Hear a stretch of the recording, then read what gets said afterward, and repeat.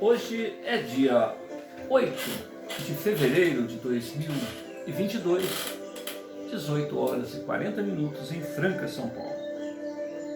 Estamos realizando o culto cristão no lar nesta terça-feira e optamos pela leitura desta obra, A Morte e o Seu Mistério.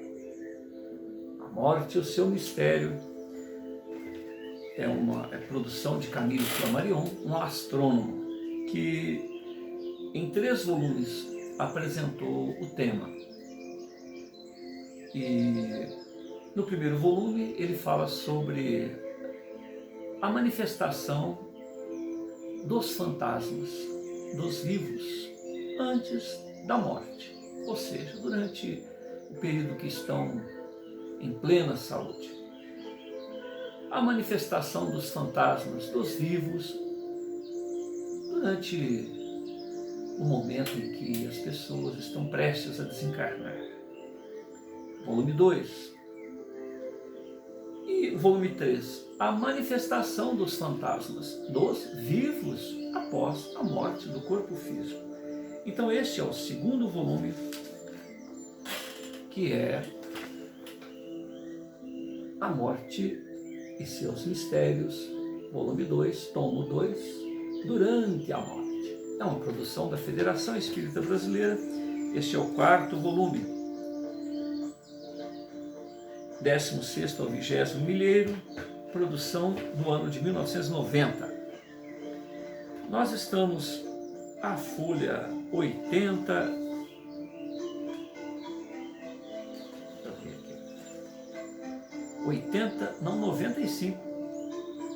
95, aonde se trata do seguinte tema.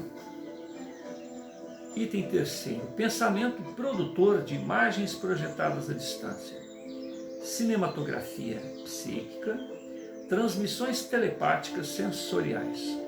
É um tema que começou a folha 85. Nós estamos então na 95.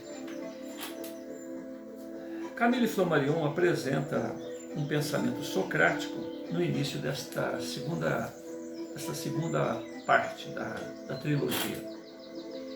Ninguém sabe o que é a morte, nem se ela será o maior dos benefícios para o homem.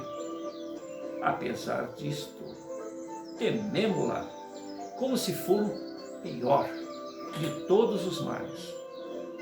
Atenienses, ó atenienses, acabais de me condenar a este epílogo da vida da forma, através da morte. A voz divina, que nunca deixou de se fazer ouvir a mim durante todo o percurso de minha existência, hoje, estranhamente se manteve silenciosa. E diante do silêncio desta voz divinal, eu entendo que o que está para se suceder é para o bem, é para o melhor. Então submeto-me à sanção a mim imposta, vou sofrer a pena imposta pelos juízes e pelos meus acusadores atenienses. Porém, a iniquidade, a infâmia estarão sempre jungidas, estarão sempre grudadas, amarradas à memória de meus acusadores e juízes. Submeto-me à minha condenação e eles certamente hão de submeter-se à própria. É deste modo que as coisas deveriam se passar. E no meu entender, conforme eu disse, o que acontece é sempre para o melhor. Quando a morte se aproxima do homem, o que nele há de mortal desaparece, desagrega-se, volta à natureza. Entretanto, o que há nele de imortal, incorruptível, retira-se intacto.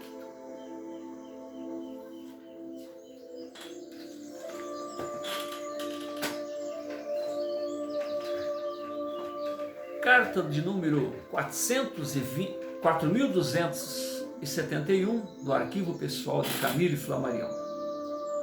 Há nesta narrativa muitos fatos extremamente impressionantes. A aparição a uma vidente, a uma sensitiva, um médium, seja lá qual for o nome que se dê, um homem vivo que se crê chegado ao momento de morrer, soldado na frente da batalha inglesa na França. Um pensamento produtor de imagens. Segundo, a comunicação deste soldado com um amigo, seu protetor, a quem pede que velasse por seu irmão, que neste tempo estava em campanha no Egito. Terceiro, um conjunto de circunstâncias permitindo que o protetor encontrasse o endereço do mesmo irmão. Quarto, este irmão enviado à Palestina, à hora predestinada, como se por uma influência psíquica tivesse dirigido os fatos. Quinto, o herói da aparição não sendo morto, como temera, e portanto a aparição de um vivo. Sexto, a previsão de que o terceiro irmão voltaria são e salvo à casa paterna e a imprevisão de que seria morto durante a guerra. Não parece termos aqui a impressão de sentir, como em outros casos, que o mundo invisível exerce às vezes uma ação sobre o mundo visível. E ao mesmo tempo, se não sabe tudo o que nele ocorre. Duncan voltou com efeito à casa, mas foi morto mais tarde. É certo que quando um homem conhecido pela sua inteligência, o seu saber, a sua firmeza de julgamento, a sua sinceridade, nos comunica uma observação feita por ele próprio, seu testemunho autoriza a nossa convicção. Se um astrônomo vê cair um bólide na vizinhança de Vega, indo extinguir-se para os lados de Arcturus, se determinou o seu percurso na abóbada celeste, não admite que se duvide da sua observação, a pretexto de que ele foi o único a realizar a observação mencionada. A narração do Sr. Springett, Springett, que se acabara de ler, tem todas as características de veracidade e por isto eu poderia deixar de procurar uma confirmação. Todavia, timbrei sempre em documentar minha convicção pessoal com investigações apropriadas. E devo dizer que, à parte de raras exceções, a exatidão dos relatos recebidos foi sempre confirmada. Pelo que toca ao caso precedente, parece-me que seria útil receber da pessoa associada a esta observação psíquica um relatório pessoal independente. As palavras da senhorita X.W.M. Joque X. não satisfizeram muito. Pedi, pois, ao autor que fizesse a amabilidade, primeiro, de me tornar conhecidos os nomes completos, com a condição de eu não os publicar, se a família a isso se opusesse, e, segundo, solicitar à senhora X que me enviasse um depoimento individual, segundo suas próprias recordações. A minha petição foi muito graciosamente acolhida e realizada. A 29 de outubro de 1920, o Sr. Bernard Springett mandou todos os nomes documentos que com ele se relacionavam. E a senhora X enviou-me um relato firmado por ela mesma, Julia Smith, Cyprus House, Havre des Pas, em Jersey, onde residia então sem me rogar que lhe ocultasse o nome. Ainda que redigido em termos muito diferentes do Sr. Springett, a descrição da cena é idêntica. O jovem soldado William M., sua família escocesa, veria com desgosto seu nome publicado. Conservava-se morto. Eis a frase textual do médium. I asked. Have you passed over? The answer was yes. How? I asked. I was buried by early falling on me. Assim julgava-se morto, sepultado sob o desabamento de terra da trincheira. Sente-se, pois, dos comentários do Dr. Springett, que se trata aqui de um fato religiosamente observado por cristãos austeros, escrupulosamente recolhido. Sou, conclui ele, um humilde crente na autoridade divina que nos últimos anos permitiu comunicar com os que foram para o outro mundo, evidentemente com o fim de aperfeiçoamento. Isso está na carta 4292 do Arquivo Pessoal de Camille Flammarion.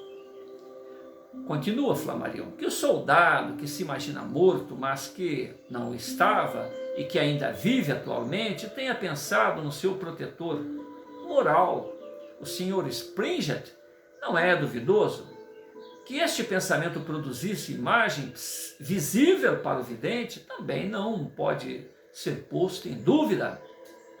Portanto, não se trata de uma dupla como as que examinamos no capítulo anterior, mas de uma outra coisa.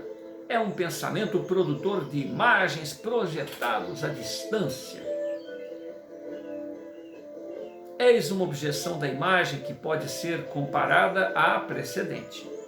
Como nas observações que se acabam de ler, trata-se de aparições notadas em que o estado de vigília e não o estado de sono.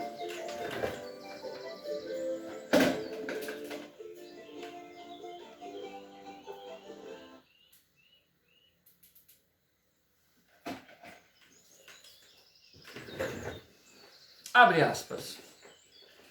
Quem assina é a senhora Antônia Ormung, em Genebra, carta de número 611 do Arquivo Pessoal de Camille Flammarion.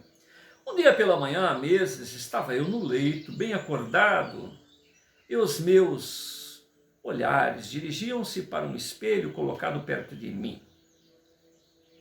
Num dos seus ângulos vi muito distinta a cabeça e feições de uma pessoa que tinha conhecido há alguns anos e com a qual mantivera relações muito amigáveis, que só foram cortadas em consequência de circunstâncias fatais.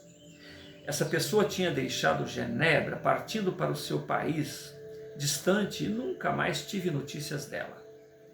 Quando a vi no espelho, olhando-me fixamente, experimentei ainda que, atemorizada, certa felicidade.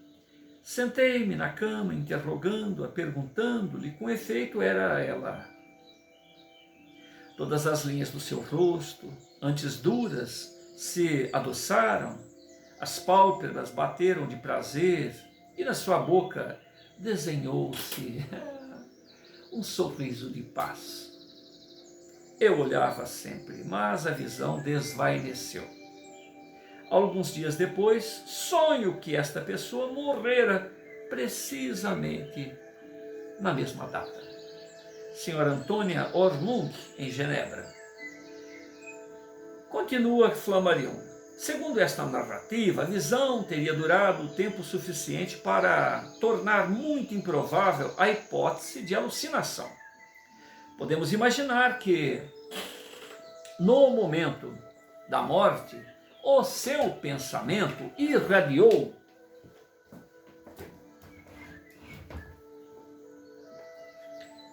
com intensidade, projetando-lhe a imagem à distância. Assinalei já a seguinte aparição de certa mãe a seu filho em Bolonha,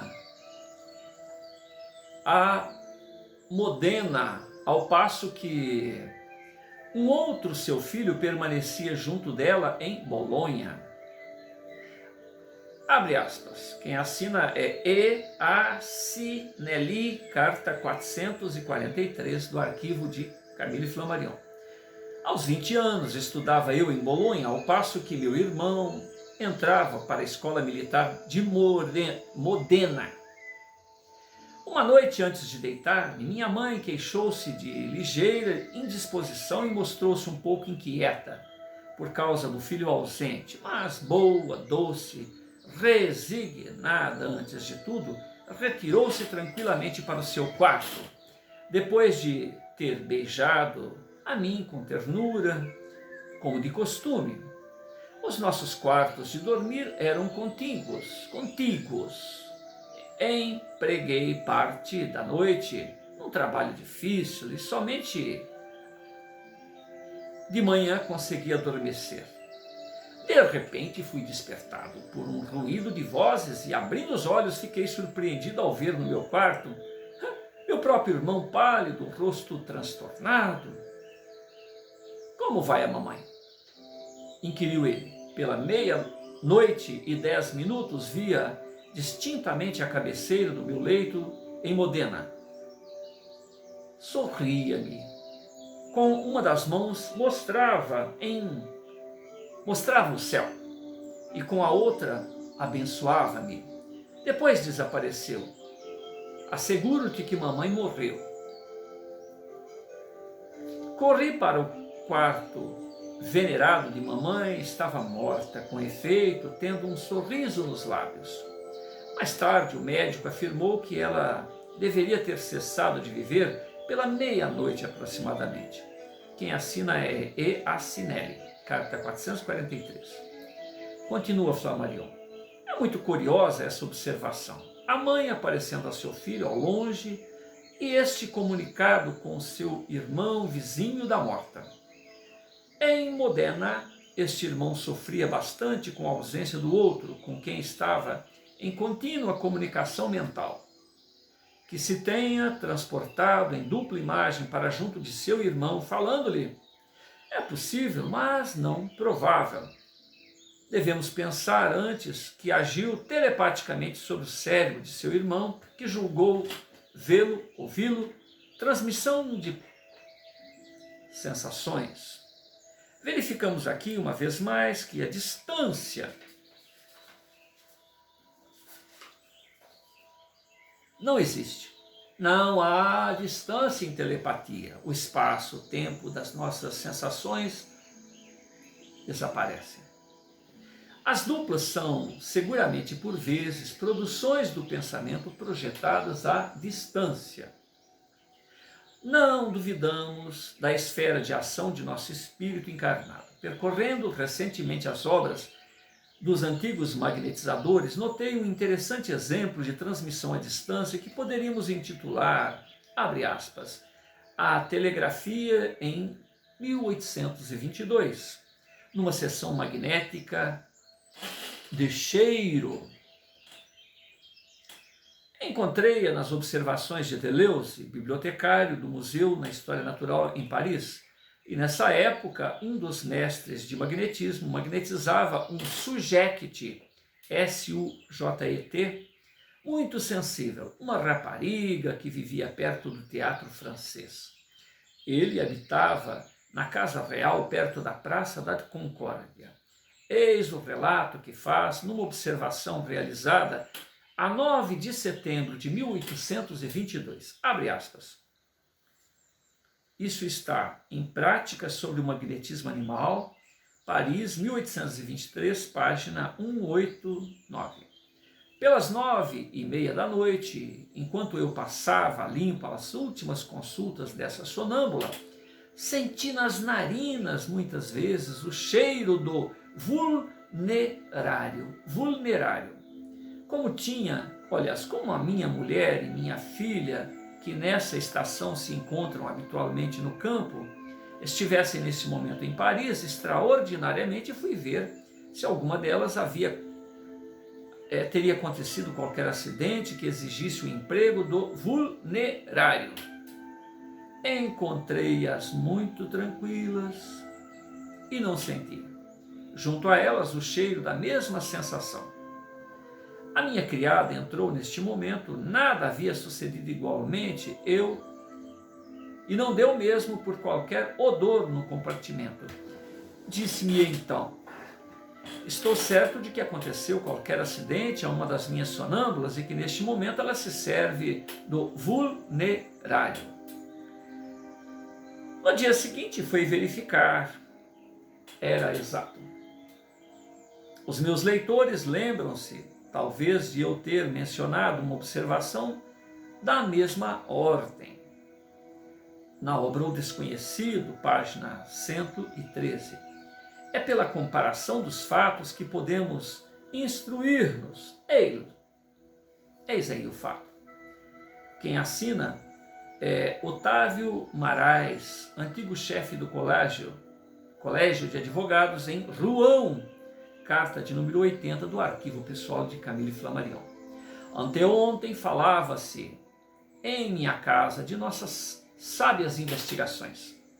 Uma pessoa absolutamente digna de fé contou-nos que, assistindo aos últimos instantes de sua mãe, havia derramado à volta do moribundo, quase no momento de seu desenlace, grande quantidade de água de colônia.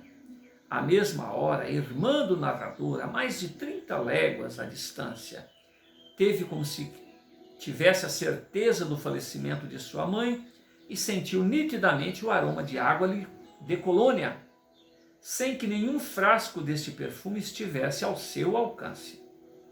Esta dama sabia que sua mãe estava muito doente.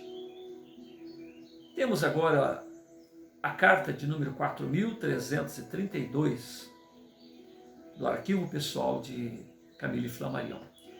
Uma observadora muito cuidadosa, a senhora Laboissière, enviando-me a 28 de novembro de 1920, do departamento de Loire-et-Cher, certos documentos psíquicos dignos de atenção, dentre os quais se destaca o seguinte, por estas palavras, abre aspas, lembrei-me constantemente, sem de resto lhe ligar a importância de um incidente esquisito relacionando-se com o meu pobre filho, morto no princípio da guerra, na idade de 20 anos, e cuja morte me foi avisada por certos ruídos de que o informei.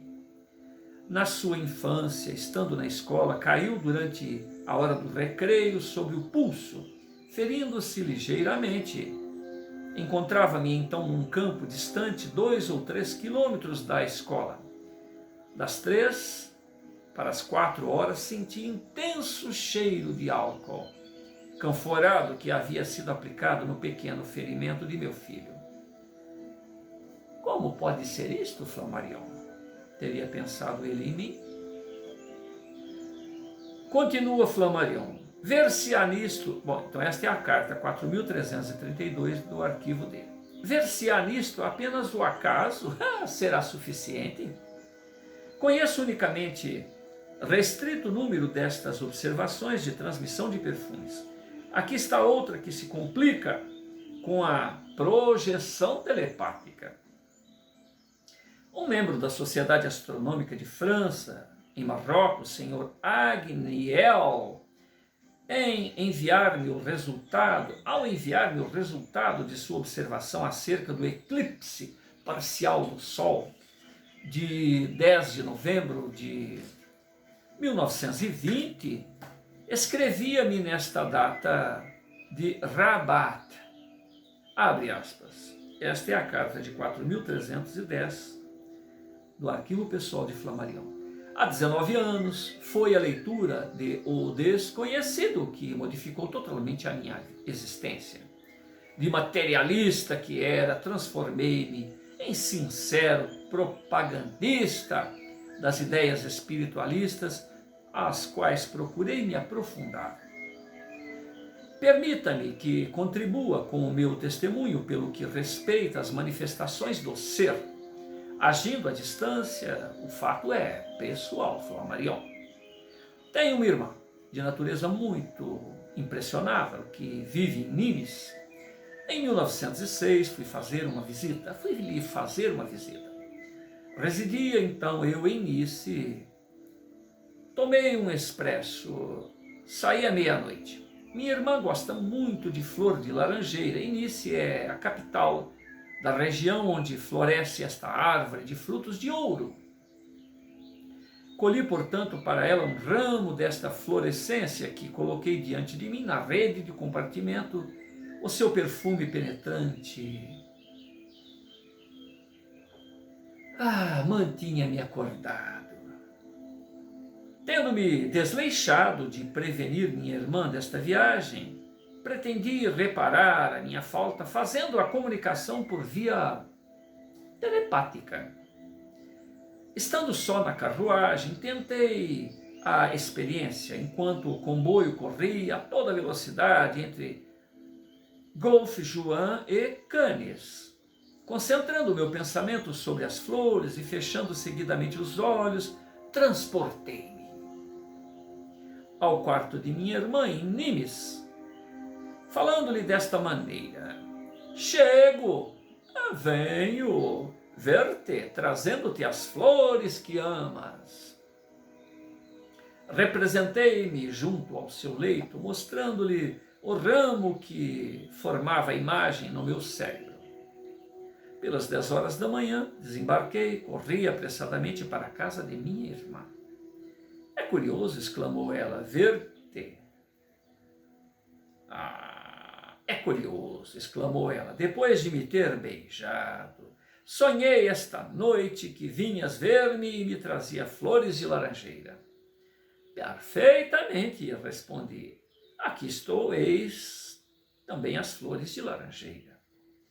Renovei essa experiência muitas vezes e sempre com êxito, salvo uma vez em que minha irmã não tinha ainda adormecido. Acrescentarei que este fenômeno de transmissão de pensamento é muito comum e serve de exercício nos meios teosóficos. Carta 4310, do Arquivo Pessoal de Flammarion. Aí continua Flammarion. A irmã de nosso colega pode ter recebido o perfume de flor de laranjeira à chegada de seu irmão. Nem por isso o sonho deixa de ter valor. Entre tais raras transmissões, notemos ainda esta. O senhor Celestino Bremond de Lyon estava afastado 300 quilômetros de uma senhora que era médium e com a qual ela já havia feito experiências. Recebeu dela uma carta que dizia, abre aspas, isso está em Anais da Ciência Psíquica, em abril de 1906, página 318. Eu estava perto do Senhor, escrevia ela, curando um cão que tinha feridas na orelha. Dava-lhe injeções num líquido que havia preparado, fazendo ferver folhas de nogueira num cozimento de cascas de carvalho. Depois pulverizei as feridas com pó de raiz de genciana. Temendo, acrescentou ela, que o Senhor e os outros se encontrem doentes, peço-lhes que me respondam o mais depressa possível para nos tranquilizar, porque eu estou inquieta por nada compreender deste sonho. Ninguém da minha família adoecer, informa o Sr. Bremond. Pelo contrário, era excelente a saúde de todos nós. Mas já assim não acontecia com o cão que recolhemos. Este animal padecia de chagas nas orelhas, do interior das quais se produziam intermitentemente abundantes derramamentos. No entanto, tendo dado agasalho ao pobre animal, eu não queria com como seus primeiros amos, abandoná-los à desgraça da sorte da vadiagem, e decidi procurar por todos os processos, decidi curá-lo por todos os processos. Foi neste momento que tive a ideia de escrever ao médium, cujas faculdades particulares se aplicaram, sobretudo, ao tratamento dos enfermos. Todavia, não levei desde logo por diante esta decisão. Por isso mesmo, fiquei bastante surpreendido quando, 2 dias depois, recebi a narrativa do sonho mencionado.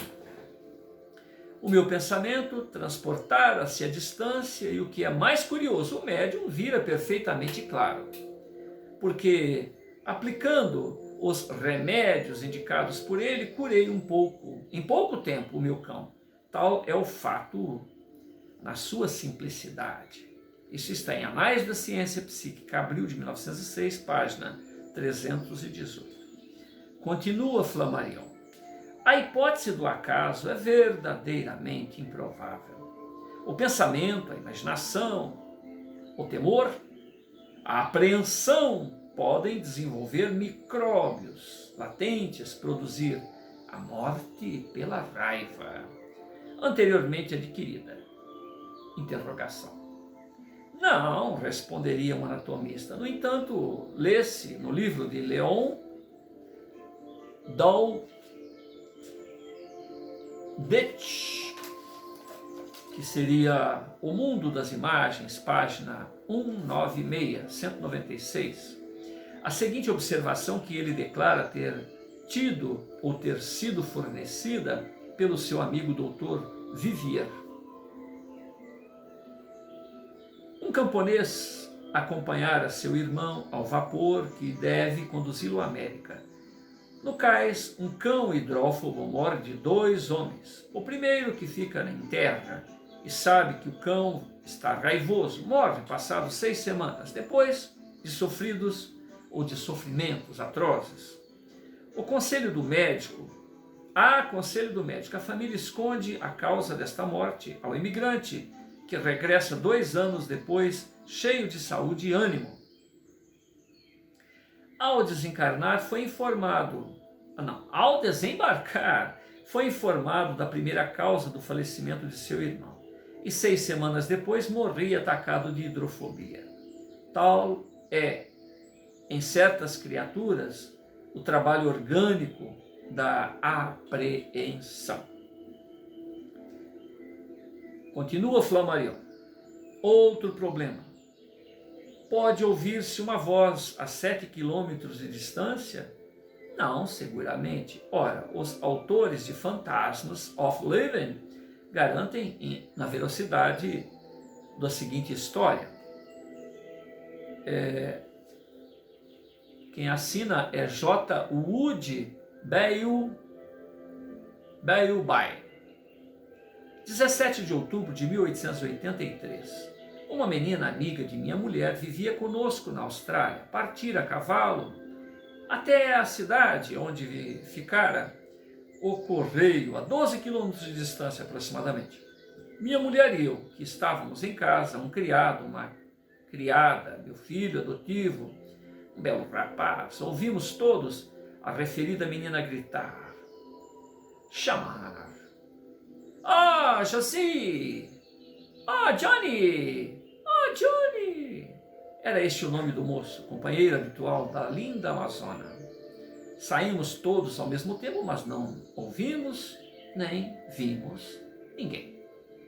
Passada 1 hora, quando ela chegou, disse-nos, em certo local, distanciado pouco mais ou menos de 7 quilômetros, tendo de abrir uma cancela e quisera fazer sem apear, curvando-se na sela para desapertar uma espécie de anel. Por qualquer coisa o cavalo tomara medo, saltando para o lado, deixando-a suspensa na estaca. Disse-nos que bradara então por socorro e imaginara que Johnny estivesse atrás dela. Tendo alcançado o cavalo, chegara à nossa casa sem outro incidente a não ser um grande susto. Era absolutamente impossível ouvir a sua voz através da região cheia de bosques e que a separava de nós.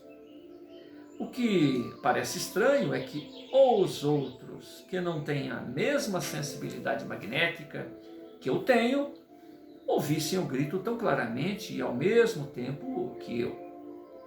Todos responderam imediatamente ao brado, saindo de diversos compartimentos em que trabalhavam e dirigiram-se para a estrada da habitação, para a entrada da habitação, pensando que encontrariam a pessoa que chamava a brados,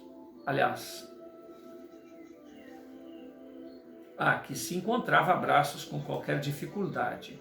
E todos ficaram surpreendidos de não ver ninguém, mesmo na grande planície bordada pela floresta, e essa pessoa tinha que atravessar. Quem assina é J. Wood Beilby. A senhora Beilby confirma este relato. Recordo-me perfeitamente que a voz foi ouvida da maneira contada por meu marido. Garanto a autenticidade da narrativa. Quem assina é Catarina W. Beilby.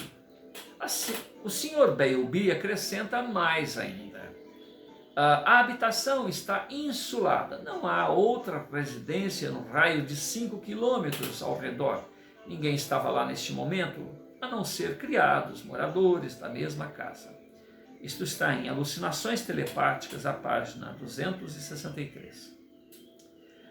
No fato que acabamos de relatar, ouviu-se certamente uma voz telepática projetada que se passou no caso seguinte, interrogação.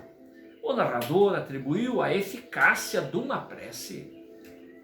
O Matito, abre aspas, Matito, ou Matino, de Nápoles, publicou, a 22 de abril de 1906, esta notícia transmitida pelo seu correspondente de Reggio, entre parênteses, Calábria.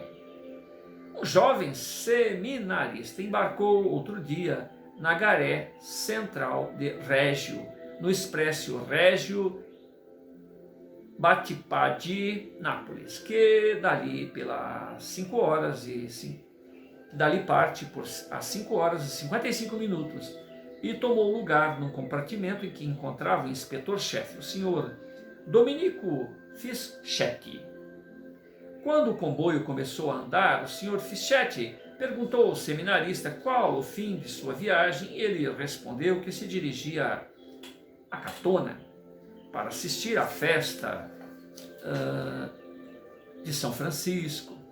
O inspetor mostrou então ao futuro padre o grande erro que praticara, porque o comboio em que se encontrava não parava em Catona. Para descer neste ponto era preciso que tomasse outro comboio, o que parte de Reggio pelas 6 horas e 17 minutos. Calcula-se por isto o desgosto. A decepção do seminarista começou a excitar-se, a pedir conselhos, invocar a Santa Virgem com lágrimas nos olhos, como seu companheiro de viagem lhe confirmasse de novo o que já tinha dito. Ele disse que se atiraria pela janela se o comboio não parasse em Catona. Durante esse tempo, o trem continuava a sua marcha. E chegado à ponte que precede a gare de Catona, ouviu-se os repetidos silvos da locomotiva e quase que imediatamente o sinal de alarme. O comboio continuava a abrandar a marcha e finalmente parou. O que aconteceu? O seminarista, cheio de alegria, quase triunfante, precipitou-se da carruagem, bradando que São Francisco acabara de fazer um milagre em seu favor e que os viajantes do comboio souberam do maquinista, um certo Triepe, que a paragem fora devida à presença de uma religiosa vestida de branco e 2 outras mulheres que estavam no meio da linha férrea e que não se mexeram apesar dos silvos da locomotiva. Procuraram-nas, mas não viram ninguém, com exceção do seminarista que corria bastante em direção à gare. o senhor Fischete relatou, tomado de espanto, as palavras do rapaz, motivado por isso mesmo Por isso mesmo o quê?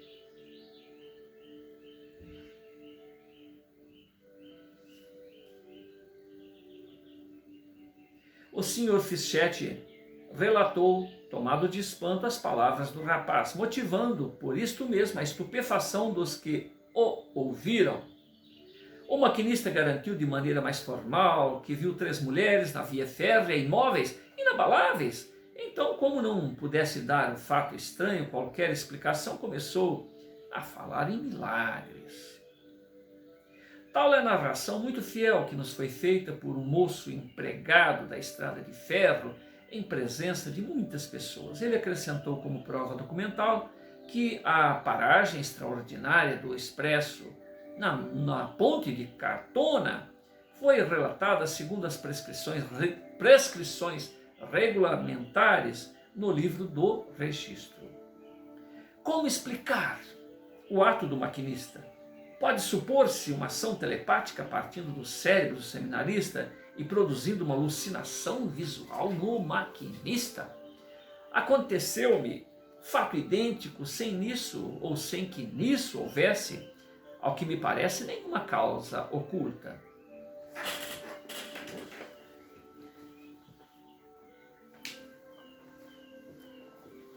Todas essas observações são muito enigmáticas, apesar da telepatia, apesar dos santos, apesar da Virgem Maria, apesar das preces.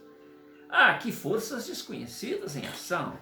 Entre outras, uma carta muito curiosa que se refere a um dos mais extraordinários atos de moribundos. Gromno, Bessália, 24 de junho de 1900. Esta manifestação ocorreu há 7 anos aproximadamente. O Sr. Paulo Menech ocupava-se em fabricar charutos para fogos de artifício, em companhia de um oficial, num quarto de hotel em Varsóvia. À meia-noite, o primeiro a descer do restaurante, deixando a concluir o trabalho a seu amigo, que de resto não tardou a juntar-se a eles. Meteu o charuto na gaveta da minha mesa? Perguntou o senhor Menech. Não, respondeu o oficial. Deixei-os no peitoril da janela, informou ele. Foi uma imprudência, notou Paulo. O que não falou, e não se falou mais nisso. Meia-noite, abandonou o restaurante, voltando ao seu quarto e deixando o oficial em companhia de alguns amigos. Despiu-se, apagou a vela e não tardou a adormecer. A certa altura foi despertado subitamente por um ruído.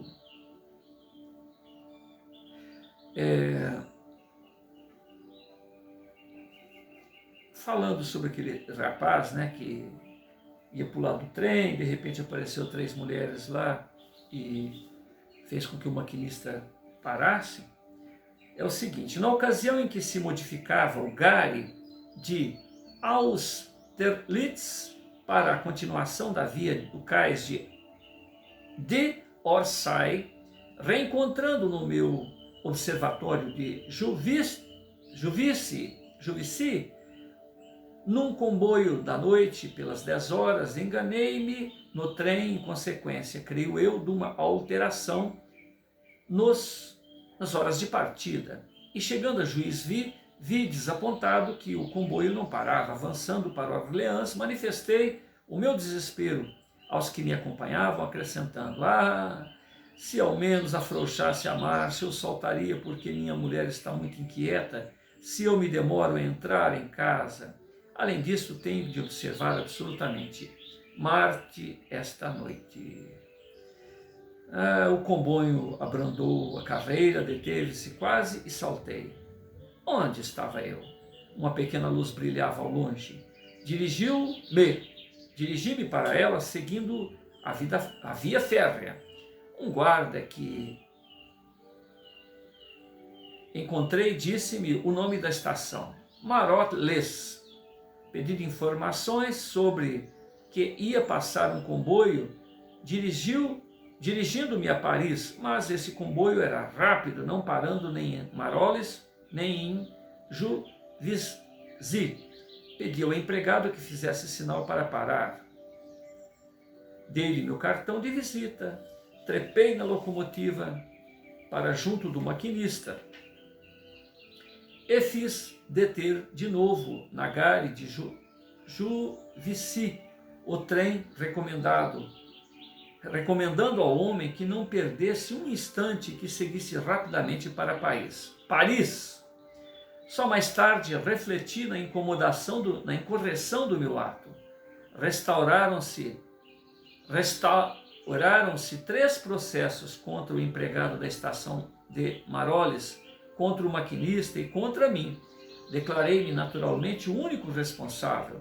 A Companhia de Orleans foi da mais extrema amabilidade, perdoando-me em nome do céu e em homenagem a um amigo da França, o imperador Dom Pedro do Brasil, que recentemente me visitaram no observatório. É de uso, ao que me informaram, desculpar 5 minutos de atraso por um soberano. Um dia que o senhor acompanhou o senhor Raimundo Poincaré a Gare. Disseram-me, o comboio atrasou-se 2 minutos. Há exceções em todas as regras. Apesar dessas gentilezas, prometi não reincidir. Então, em relação a esse trem que precisava parar ali onde não podia parar, o próprio Camille Flammarion, né, pela amizade de Dom Pedro do Brasil, teve perdoado um atraso que ele fez, né, o motorista, o foguista, a equipe lá do trem atrasar, né? Ai, ai. Então vamos lá, continuando aqui. Essa manifestação ocorreu há 7 anos aproximadamente. Broino Versalhes, 24 de junho de 1900. Julho de 1900. Essa manifestação ocorreu há 7 anos aproximadamente. O senhor Paulo Menetche ocupava-se em fabricar charutos para fogos de artifício em companhia de um oficial no quarto de hotel em Varsóvia. À noite foi o primeiro a descer do restaurante, deixando a concluir o trabalho a seu amigo, que, de resto, não tardou a aconchegar-se-lhes, a juntar-se a eles. Meteu os charutos na gaveta da minha mesa? Perguntou o senhor Menetche. Não, respondeu o oficial, deixei-os no peitoril da janela, informou ele. Foi uma imprudência, notou Paulo. E não se falou mais disto. Pela meia-noite, abandonou o restaurante, voltando ao seu quarto e deixando o oficial em companhia de alguns amigos. Despiu-se, apagou a vela e não tardou a adormecer. A certa altura foi despertado subitamente por um ruído. Ouviu nitidamente a porta de baixo abrir-se, fechar-se e em seguida passos que se dirigiam para seu quarto no 3º andar. Isto inquietou um pouco, sentou-se no leito e esperou. Mas eis que a porta do seu compartimento que ele fechara a chave abriu. Abriu também, deixando penetrar uma aragem fria. Sentiu que alguém entrava, passando levemente perto de seu leito, com um ligeiro sopro gelado, a deter-se diante da janela. Em seguida ouviu mexer nos charutos e distinguiu perfeitamente que alguém pegava neles e os metia na gaveta da mesa. Depois o visitante noturno tornou a fechar a porta, perdendo-se os passos na escada. Apesar dessa estranha aparição, se dissipou para P. Menetche. Saltou da cama, acendeu a vela correu para a janela. Com grande surpresa, encontrou todos os charutos na véspera. Viu o relógio.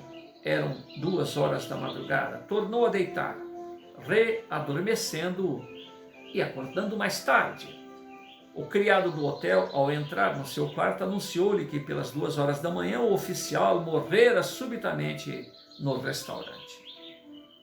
Helena Chongine, carta 930. Continua Flammarion. A nossa primeira impressão foi supondo-nos diante de um sonho do narrador. Sim, mas esta coincidência com a morte? Acaso sonho, acaso morte? Não, tal interpretação simplista não nos satisfaz. Não nos satisfaria. Além disso, não se tratava de um sonho, pois que estava acordado, saltou do leito, procedera para verificar. Observação parece ter ocorrido juntamente à hora do falecimento. O oficial estaria para cá ou para lá do limiar da morte. Mas o que é o tempo? Mesmo em casos de morte repentina, há muitos segundos ocupados pela transformação. Ora, um segundo é longo para certas medidas elétricas.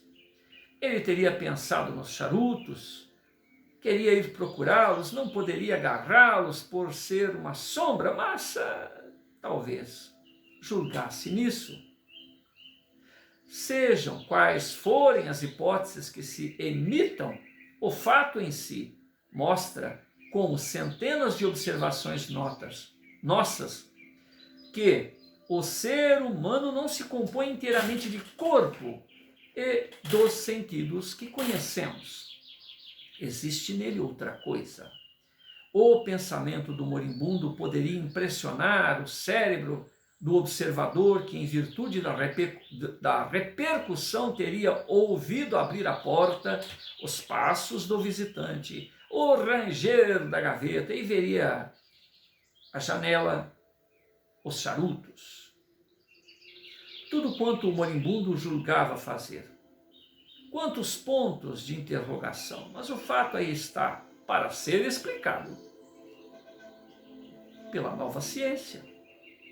Essas manifestações da alma humana, ainda tão pouco estudadas, são de uma variedade verdadeiramente fantástica. Os nossos pensamentos podem se projetar longe, imagens, sensações de toda a natureza. Já observamos isto mesmo pela singularidade das duplas, os fantasmas dos vivos, com saúde, gozando de saúde, e os fantasmas dos moribundos, como estes, e os fantasmas daqueles que já deixaram o corpo físico. Muito naturalmente, perguntamos a nós mesmos se todas as observações são de uma certeza absoluta e se não haverá aí algum lugar para ilusões, alguns erros possíveis. O leitor apreciou sempre o nosso sentimento crítico e o nosso método. Diz-se, às vezes, é tão grande o acaso, pode fazer isso tudo? Não, nem é tão grande como se julga, nem pode fazer tudo. Raciocinemos um pouco, raciocinemos sempre. A razão é superior às próprias matemáticas. Os matemáticas não dirigem a natureza divina, ou a natureza viva. Repetindo, raciocinemos um pouco, raciocinemos muito, raciocinemos sempre. A razão é superior às próprias matemáticas. As matemáticas não dirigem a natureza viva. A vida estuante é o que é e não o que se acha. A gente que tem que entender que aquilo acontece, quem sabe poder-se-ia explicar. Mas se não explicar, o fato é o fato. Um de nossos mais clarividentes filósofos franceses, que foi conjuntamente um dos nossos mais sábios matemáticos, O senhor de Alembert convida-nos a distinguir com as fórmulas matemáticas e os acontecimentos vitais. Já ouvi sustentar por matemáticos eminentes que, segundo o princípio ou os princípios do cálculo de probabilidade, seria possível admitir a disposição das letras que formam um poema, tal qual em Ilíada, de Homero, de A Divina Comédia, de Dante, poderia ter sido arranjada pelo acaso. Este raciocínio parece-me simplesmente absurdo. Admitindo mesmo que tal arranjo fosse levado ao infinito durante a eternidade, voltaremos ao simples bom senso preconizado no primeiro capítulo. Eis o que, a tal respeito, se pode ler nas obras de Alembert. Abre aspas. Suponham que 1000 caracteres se encontram sobre uma mesa, formam um discurso. Pergunto qual é o homem que não apostará. Tudo que em tal arranjo não é efeito do acaso. No entanto, é de toda a evidência que esse arranjo de palavras, que tem o sentido, é tão possível matematicamente falando, como um outro arranjo de caracteres que não formasse sentido algum. Porque é que os primeiros não parecem ser incontestavelmente uma causa e os segundos não? A não ser por supormos tacitamente que não há nem ordem, nem regularidade naquilo que o acaso unicamente preside. Ou pelo menos quando distinguimos em qualquer coisa ordem, regularidade, uma espécie de desígnio, projeto, há mais motivos de apostar em que esta ordem não é o efeito do acaso, do que se nela não se descobrisse nenhuma regularidade, nem desígnio. Para desenvolver minha ideia mais nitidamente, com exatidão, acrescento o filósofo francês. Gênio, né? De Alembert. Nem vou ler, vou mostrar a letrinha que ele põe aqui, ó.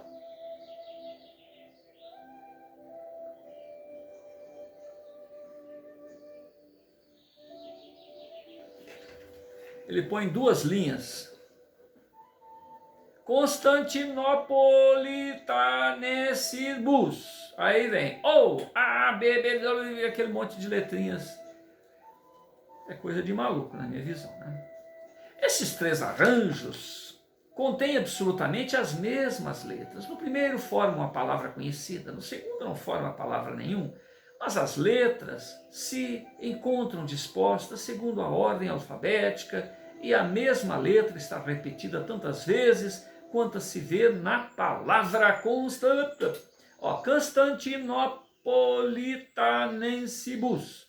Finalmente, no terceiro, os caracteres são misturados em ordem e ao acaso. Sem ordem e ao acaso. Ora, primeiro que tudo, é certo que essas 3 disposições, matematicamente falando, são iguais. Possíveis. Igualmente possíveis. Não é menos certo que todo homem sensato se lançasse num olhar na mesa em que supomos estarem esses 3 arranjos, não duvidaria, ou pelo menos apostaria tudo no mundo em como o primeiro não é o efeito do acaso e que não será muito menos inclinado a apostar. E o segundo também não é. Portanto, esse homem sensato não vê, de modo algum, as 3 disposições como identicamente possíveis, fisicamente falando, ainda que a possibilidade matemática seja igual à mesma para os 3 apontamentos. Isso está em D'Alembert, dúvidas, questões sobre o cálculo da probabilidade, obra de D'Alembert, Paris, 1821, tomo 1, página 458. Este raciocínio é toda a exatidão. O acaso não produz o fenômeno psíquico aqui estudados, A ação inteligente de forças espirituais, por mais inacessíveis que ainda seja a nossa compreensão, não pode ser eliminada. Repetindo, este raciocínio é de toda a exatidão. O acaso não produz o fenômeno psíquico aqui estudado. A ação inteligente de forças espirituais, por mais inacessíveis, por mais incompreendidas que sejam, não podem ser eliminadas essas forças espirituais. A observação que acaba de passar por diante de nossos olhos, mostrando-nos os efeitos do pensamento, não são só as imagens visuais que podem transmitir-se telepaticamente, mas imagens auditivas, sons, vibrações auditivas, olfativas, impressões de cheiro, os germes da morte, as sensações cinematográficas. Essas transmissões operam-se geralmente nos momentos críticos da vida. O instante mais crítico de todos, sem contradição, é o instante da separação do corpo do ser eterno, a morte. Nos antigos quadrantes solares, uma das divisas mais insistentemente repetidas para qualificar esta hora fatídica, única, pessoal, inalienável, todas ferem. Todas ferem.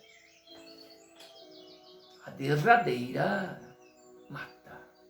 Todas ferem. A derradeira mata. Eis a frase mais insistente e repetida para qualificar a hora da morte. É na hora extrema que as transmissões de imagens, sensações são mais frequentes. Todavia, o inquérito geral que procedi permite distinguir do conjunto um determinado número de aparições de moribundos precedendo a morte, muito longe. Vamos examinar essas aparições premonitórias. São muito singulares, muito únicas. Porém, não menos instrutivas que as outras. Então agora eu estou no capítulo 4, a página 110. As aparições de moribundos, algum tempo antes da morte.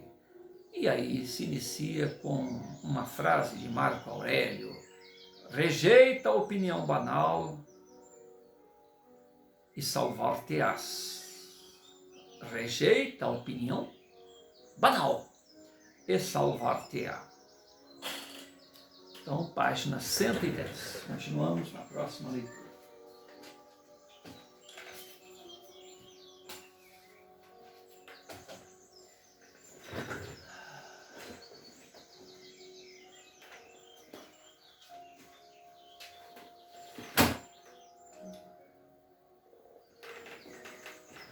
Senhor Jesus,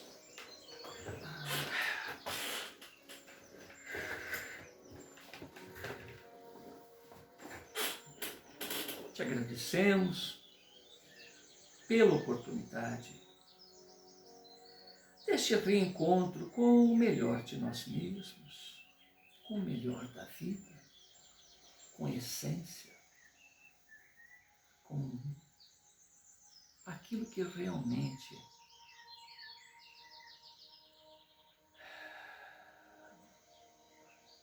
todos, quando encontramos, buscaremos manter em todos os instantes da vida. Bem sabemos que ao nosso redor tantos esforços hão de se levantar para que esta mensagem feneça, para que esta realidade há de eterno seja meio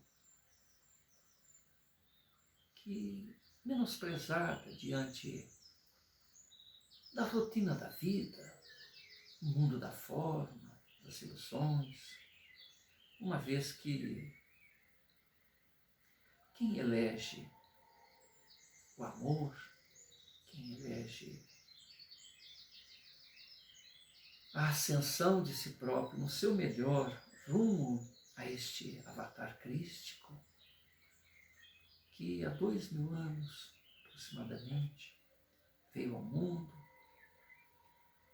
se fez carne, com muita dificuldade, demorando um milênio para diminuir as suas luzes, a sua força áurica, para que pudesse caber dentro das condições físicas, ter diminuída uma série de suas potências e revestir-se de grande fragilidade, dependendo de um papai, de uma mamãe, de pastores,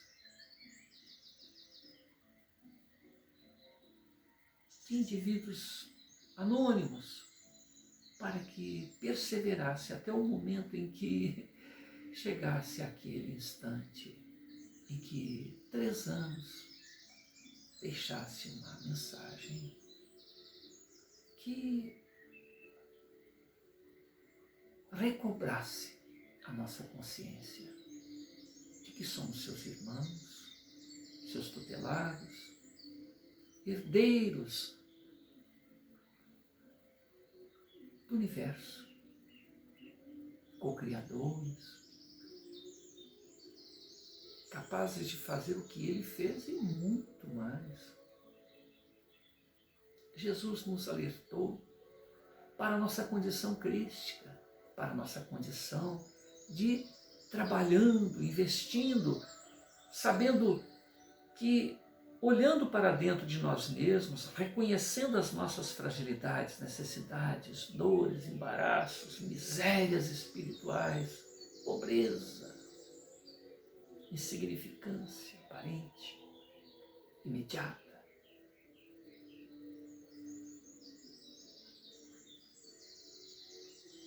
nos asserenássemos diante da certeza de que Ele está conosco todos os dias, até a consumação dos séculos. Quanto tempo Ele tem nos tutelado, antes mesmo de sua vinda à Terra, na condição de um bebê, frágil, humilde, carente, exposto às intempéries e às astúcias e maldades de que todos somos capazes.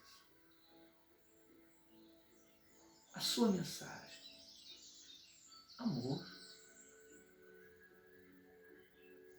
amor e suas consequências. Amor às diferenças, amor à diversidade, amor e seguir à frente. Deixar por conta da própria pessoa e da providência divina cuidar da direção a seguir, das motivações certas para se seguir desta ou daquela maneira, ou dos erros atrozes, dos embaraços temporários, das dores consequentes do que se fez e do que vai se fazer. É problema de cada um. Da nossa parte, é abraçar essa oportunidade de saber-se imortal, saber-se potencialmente preparado para oferecer mão segura, generosa, solidária. E de outro lado, fazer carona nesses caravaneiros da evolução que sempre estão aí deixando marcas luminosas para que possamos saber para onde ir. A razão de tudo isso, Flor Marion, te agradecemos o esforço de toda essa época. É um esforço ad eterno, é um esforço incalculável, colhendo testemunhos, depoimentos, raciocínios, segurança, metódica, para que os nossos pensamentos inconsequentes encontrassem na sua bússola de raciocínio, de conjecturas, um convite para nos olharmos para o nosso próprio mundo íntimo, rememorando o nosso melhor, rememorando as nossas possibilidades e limitações. E louvar a vida ao nosso redor, louvar a paciência do Pai, louvar este amor incondicional que fez com que o Cristo de Deus estivesse aqui e ainda está e nunca deixou de estar nos acolhendo nesses momentos de sinceridade, de busca para, com a nossa ascensão. Então, estamos aqui, Senhor, em seu nome, Mestre, sob os auspícios de Flammarion, rogando que esse instante seja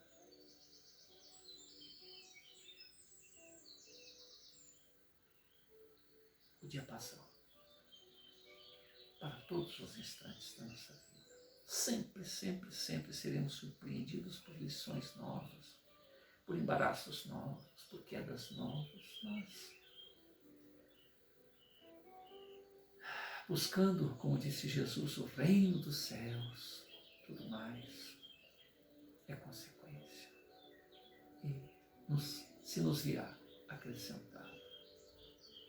Por que vos ocupais com o que há de comer, com o que há de beber? A flor do campo, os vermes nas reentrâncias abismais, têm atendido às suas necessidades. E vós não sois muito mais do que eles?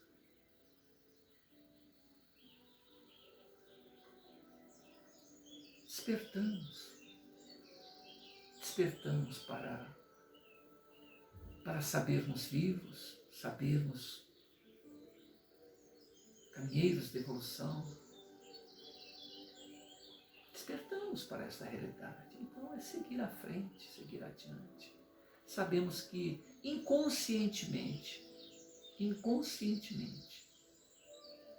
na semelhança do próprio Pai, conduzimos dentro de nosso corpo físico milhares e milhares de mônadas inconscientes. Cada célula, cada molécula, cada átomo, há ali um centro de força vivo, dependendo da direção que lhes dermos.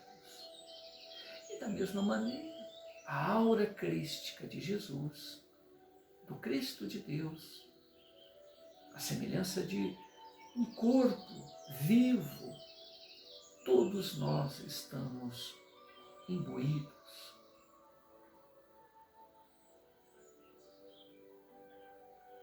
Jesus é o nosso corpo.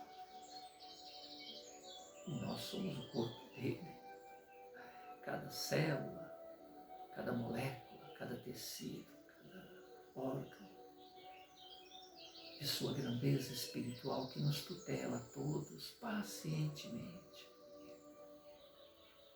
E hoje, fevereiro de 2022, e lembrando que desde 2012 a Terra passou para um outro momento vibratório, onde já não nos cabe mais a nós outros, criaturas do abismo, criaturas da indiferença, criaturas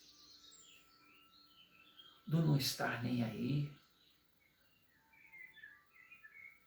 Cabe-nos mudar nosso padrão vibratório. Porque esse instante é tão grave que basta-nos acertar essa bússola divina, nem que seja racionalmente. Jesus já ganhou. Jesus já venceu essa luta aqui na Terra. É uma questão de olhar e ver. Aquele que não se adequar a esta ética do amor, fazer pelo outro o que deseja fizesse a si, em caso de estar na situação dele, deixar dessa mania de eu quero levar vantagem em tudo. Levar vantagem em quê? Quando você destrói o que está ao seu redor, o que sobra? Nada. O que vai restar no seu patrimônio adquirido, materialmente falando? Ferrugem, traça, mofo, ruína, destruição. Tudo se esvai ao nosso redor em razão da ganância, do egoísmo, do acúmulo. Então podemos ter grandes patrimônios financeiros, grandes dotes intelectuais, grande poder na vida dos outros, mas é fazer para o melhor de todos. Satisfaça-se na vaidade de estar trabalhando. Uma vaidade justa. Saber-se produtor do bem, produtor do melhor, a construção da vida boa, justa, solidária. Por que querer destruir as oportunidades alheias? Por que tirar o dinheiro do indivíduo que aposentou miseravelmente, mal pago pelo Estado, aplicar golpes na internet, no WhatsApp, no Pix? Golpes, muitas das vezes, aplicados dentro do próprio banco e dificultando a vítima para que entenda. Golpes aplicados pelos legisladores, pelos governadores, deputados, senadores, que tiram a merenda, tiram a instrução, para comprar potes de gêneros diversos que certamente não serão utilizados, porque vão mofar, vão estragar, vão apodrecer. Dinheiro acumulado num volume que nem a 10ª geração lá para frente vai utilizar. E na ganância, continuar acumulando e acumulando e acumulando, até que de repente se vê frente a frente os demônios da vida, que certamente virão acolhê-los para levar ao lugar merecido.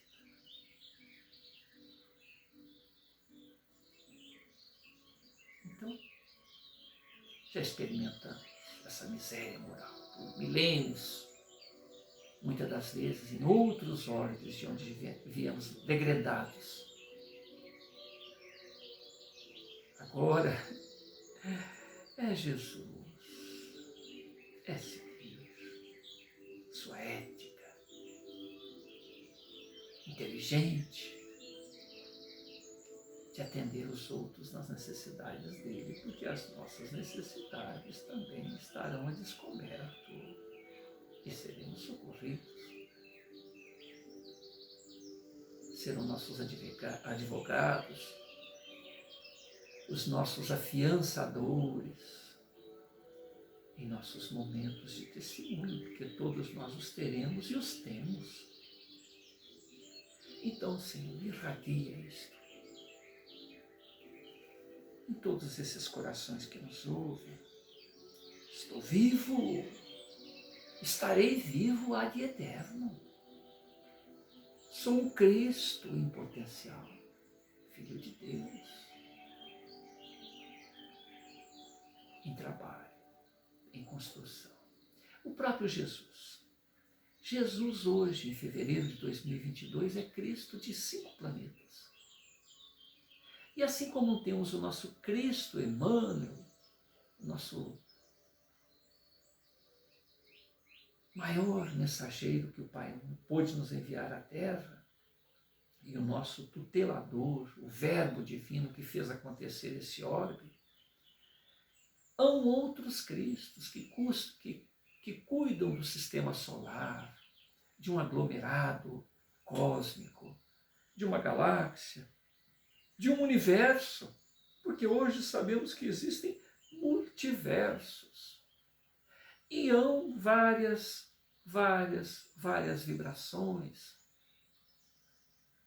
várias dimensões, aonde em cada um desses estágios, alguém acima de alguém, acima de alguém. Então, nosso Cristo, com todo respeito, também é uma molécula, é uma célula neste processo de ascensão crística que a gente não tem ideia do que é. A gente não tem a menor ideia do que é. Mas nós todos estamos convidados a esta ascensão há bilhões de anos. Segundo as expectativas da ciência contemporânea, a Terra, ou o nosso sistema solar, tem aí 13 bilhões de anos. Jesus já era Cristo quando a Terra foi feita. Ele é o Verbo que manifestou-se para que a Terra fosse o que é e terá destinação aqui. Só a Ele cabe decidir, que certamente já decidiu há milênios. Então, quando nós falamos a respeito da ascensão crística, daqueles que cuidam de uma galáxia, só para fazer uma proporção, lembramos a nossa insignificância diante de tudo isso, da compreensão de tudo isso. Mas seja como for, é muito bom saber que não há como fugir da vida. Não há como devolver a vida ao Criador. E com muito amor, muita paciência, muita humildade, o Senhor da vida nos insufla a esperança, nos insufla o entusiasmo, nos insufla um norte, o melhor norte que cada um de nós possa ter no momento.